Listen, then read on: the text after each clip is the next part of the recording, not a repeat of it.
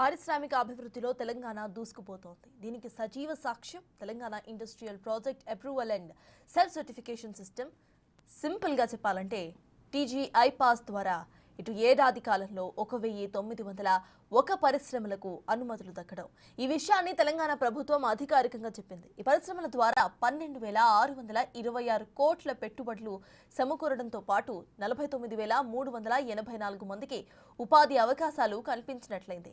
అనుమతులు పొందిన వాటిలో ఇప్పటికే 409 కంపెనీలు కార్యకలాపాలు కూడా ప్రారంభించేగా మరికొన్ని పనుల దశలో ఉన్నాయని చెప్పింది. 9,646 కోట్లు విలువ చేసే మరో 882 పరిశ్రమలకు సంబంధించిన అనుమతులు ప్రాసెస్ లో ఉన్నాయని, వీటి ద్వారా 40,468 మందికి ఉపాధి దొరుకుతుందని అన్నారు. ఇక ప్రభుత్వం ఏర్పడి ఏడాదైన సందర్భంగా ఐటీ ఇండస్ట్రీ శాఖ ప్రోగ్రెస్ రిపోర్ట్ ను రిలీజ్ చేసింది.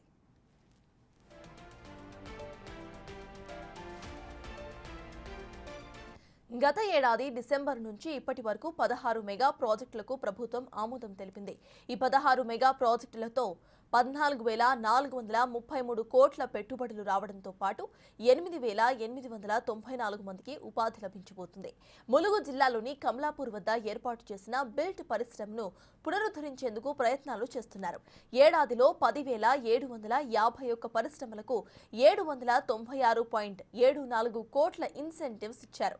ఇక జనరల్ ఆంటర్‌ప్రెన్యూర్స్ కేటగిరీలో 2,489 పరిశ్రమలకు 272.24 కోట్లు, ఎస్సీ పారిశ్రామికవేత్తలకు సంబంధించి 2,623 యూనిట్లకు 159.63 కోట్లు, ఎస్టీ పారిశ్రామికవేత్తలకు సంబంధించి 5,430 యూనిట్లకు 350.87 కోట్ల మేర ఇన్సెంటివ్స్ ఇచ్చింది తెలంగాణ ప్రభుత్వం.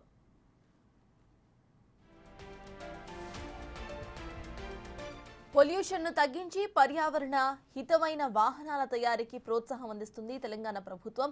అందుకు అనుగుణంగా తెలంగాణ మొబిలిటీ వ్యాలీని ఏర్పాటు చేస్తున్నట్టుగా ఇప్పటికే ప్రకటించింది. ఇక రాష్ట్రంలో 140 లైఫ్ సైన్సెస్ ప్రాజెక్టుల ఏర్పాటుకు ప్రభుత్వం ఒప్పందాలను కుదుర్చుకుంది.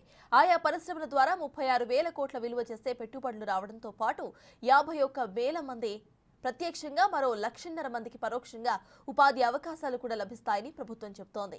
ఇక జినోమ్ వ్యాలీలో లారస్ ల్యాబ్స్ కలిసి యూరోప్కు చెందిన కేఆర్ఏ సంస్థ అయిన 2,000 కోట్లతో బయో ఫార్మాస్యూటికల్ ఉత్పత్తి పరిశ్రమను ఏర్పాటు చేయబోతుందని, 250 కోట్లతో లారస్ అత్యున్నత R&D సెంటర్ను కూడా ఏర్పాటు చేస్తుందని తెలిపింది.